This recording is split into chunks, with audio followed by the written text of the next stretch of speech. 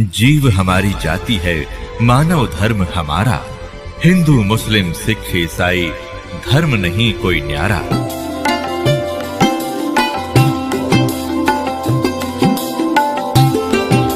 अब थोड़ी सी कहते हैं, अब रामानंद जी के बारे में बताया वो कौन थे, कैसे थे। भगति दरावड़ देश थी, यहाँ नहीं एक रिंच, ऊत भूत की ध्यावना या पाखंड और परपंच। रामानंद आनंद में काशी नगर मंझारे, देश दराविड़ छोड़कर वो आए पुरी विचार। अब स्वामी रामानंद जी के साथ आगे लिंक होता है इस कथा का, इसलिए गरीबदास जी ने बीच में थोड़ा हिंट दिया है कि स्वामी रामानंद जी ये बहुत बड़े विद्वान ब्राह्मण माने जाते थे, वेदों गीता पुराणों के। और काशी एक हमारे पूरे विश्व के अंदर काशी अध्यात्म का एक केंद्र माना जाता है। तो जब रामानंद जी द्राविड़ देश में दूर रहने वाले थे, उन्होंने जब देखा कि ऐसे पवित्र नगरी में ये नकली ब्राह्मणों ने वहां पर ऊत भूत की पूजा पाखंड प्रपंच का प्रचार कर दिया है, तो वहां जाकर उन्होंने वेद शास्त्रों गीता अनुसार ज्ञान देने की सोची, वहां आकर रहने लगे। लेकिन उनके विचारों से, क्योंकि ये लोग संस्कृत बहुत बोलते थे, एजुकेटेड, बचपन से पढ़ने लगते थे, तो वहां की आसपास के क्षेत्र के लोग बड़े प्रभावित हुए कि रामानंद जी बड़े विद्वान पुरुष है, जिस कारण से ब्राह्मणों के एजुकेटेड बच्चे उनके शिष्य हो गए और 1400 ऋषि शिष्य बना दिए, जो केवल वेद गीता और पुराणों के आधार नाम लेकर के वो प्रचार करते थे। तो लोगों में कुछ वहां भक्ति पनपी, और लेकिन वो पाखंड भी बराबर चल ही रहा था। तो उसी समय क्या बता रहे हैं कि रामानंद भक्ति दरावड़ देश थी, यहाँ नहीं एक रिंच, काशी में ऊत भूत की धावना पाखंड और परपंच। रामानंद आनंद में काशी नगर मंझारे, देश दराविड़ छोड़कर वो आगे पूरी विचार। काशी में आगे ये विचार करके योग युक्त प्राणायाम कर जीता सकल शरीर, त्रिवेणी के घाट में वो अटक रहे बलबीर। बचपन से ही ब्रह्मचारी थे स्वामी रामानंद जी, और योग साधना आदि करके, मेडिटेशन करके उसने अपने आप को मान रखा था कि मैंने बहुत बड़ी उपलब्धि कर ली है, अपने शरीर को साध लिया है। योग युक्त प्राणायाम कर जीता सकल शरीर, लेकिन त्रिवेणी के घाट पर वो अटक रहे बलबीर। आगे चल के 3 रास्ते हो जाते हैं, उसको त्रिवेणी बोलते हैं। अभी तक किसी को ज्ञान तो था ही नहीं। जब हम यहां से चलते हैं, त्रिवेणी किसको बताते हैं कि जहां इला और पिंगला आगे जाके सुषमना में मिल जाती हैं, वहां उनको कहते हैं त्रिवेणी। नहीं, इससे आगे चल के जब हम त्रिकुटी पर पहुंचते हैं, त्रिकुटी के बाद फिर 3 रास्ते होते हैं। त्रिकुटी के बाद 3 रास्ते, वो त्रिवेणी कहलाती है।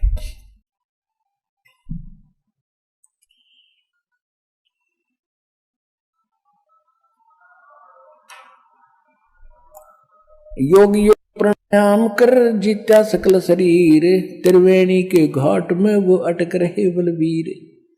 तीर्थ व्रत एकादशी और गंगोदक स्नाने, पूजा विधि विधान से सर्व कला सूर्ज्ञान। करे मानसी सेव नित्य आत्म तत्का ध्यान, छठ पूजा आरंभ गति धूप दीप बंधान।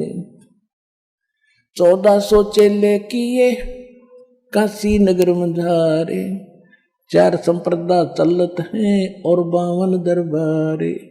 अब इतनी प्रभुता होगी थी स्वामी रामानंद जी की, 1400 तो ऋषि शिष्य बना दिए थे ब्राह्मणों के बच्चे, जो रामानंद जी के ज्ञान को आगे प्रचार कर रहे थे। और तीर्थ व्रतों और इन मानसिक पूजा किया करता था भगवान की, ज्यों की तो एक तो सटकर्म होते हैं, ये सारे करता था। उनमें से षटकर्मों में से एक है शाल्यग्राम की पूजा। शाल्यग्राम मीन भगवान विष्णु श्री कृष्ण जी की कोई मूर्ति, पत्थर, पीतल, चांदी की।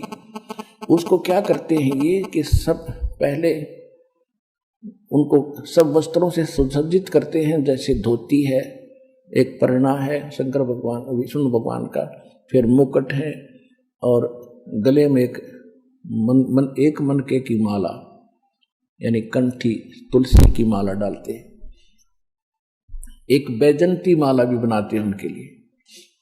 तो ऐसे वो मानसिक करता था, मूर्ति बनाकर नहीं करता था, मन मन में कल्पना करता, जैसे सोपन देखा करते हैं, ऐसे प्रतिदिन अभ्यास कर रखा था स्वामी रामानंद जी ने।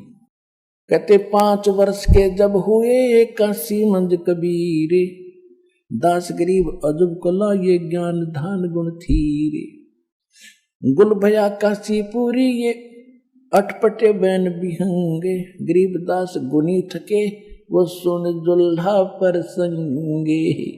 5 वर्ष की आयु में जिस उद्देश्य को लेकर भगवान आते हैं। ऋग्वेद मंडल नंबर 9 सूक्त 86 के मंत्र 26 और 27 में, ऋग्वेद मंडल नंबर 9 सूक्त 82 के मंत्र 1, 2, 3 में, ऋग्वेद मंडल नंबर 9 सूक्त 96 के मंत्र 16 से लेकर 20 तक, ऋग्वेद मंडल नंबर 9 सूक्त 94 के मंत्र 1 में, ऋग्वेद मंडल नंबर 9 सूक्त 95 के मंत्र 2 में, ऋग्वेद मंडल नंबर 9 सूक्त 54 मंत्र 3 में, ऋग्वेद मंडल नंबर 9 सूक्त 20 मंत्र 1 में, ऋग्वेद मंडल नंबर 9 सूक्त 1 मंत्र 8 और 9। ये कंप्लीट ज्ञान है इस परमपिता कबीर भगवान का कि वो कबीर देव कबीर साहब सतलोक में रहते, राजा के समान देखने में राजा की तरह बैठे सिंहासन पर, ऊपर सिर पे मुकुट है, और वहां से गति करके आते हैं, अच्छी आत्माओं को मिलते हैं, 3 प्रकार से लीला करते हैं। एक रूप में वहां रहते हैं, जब दूसरे यहाँ आते हैं तो कभी प्रत्येक युग में एक शिशु रूप धारण करके एक लीला करते हैं, जिसको निसंतान दंपति उठा ले जाते हैं। फिर धीरे धीरे लीला में करते हुए बड़े थोड़े से ऊपर बड़े होते हैं तो बचपन से ये प्रचार करना शुरू करते हैं, क्योंकि वो अच्छी आत्माओं को मिलते हैं, उनको ज्ञान देते हैं, तत्व ज्ञान समझाते हैं, कवियों की तरह आचरण करते फिरते हैं, जिस कारण से वो प्रसिद्ध कवियों में से भी एक कवि भी कहलाते हैं, लेकिन वो होते हैं परमात्मा। तो उसी आधार से तो वही प्रमाण गरीबदास साहब दे रहे हैं। क्या बता रहे हैं?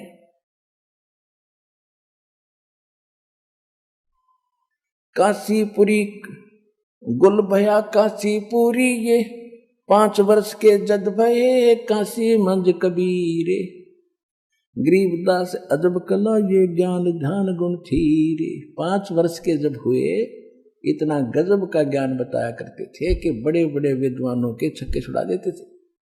जैसे रामानंद के छोटे मोटे 1400 ऋषि कहीं सत्संग कर रहे होते थे तो परमात्मा खड़े होकर एक प्रश्न करते थे, क्या कौन ब्रह्मा का पिता है, कौन विष्णु की माँ, शंकर का दादा कौन है, पंडित जी दे बता।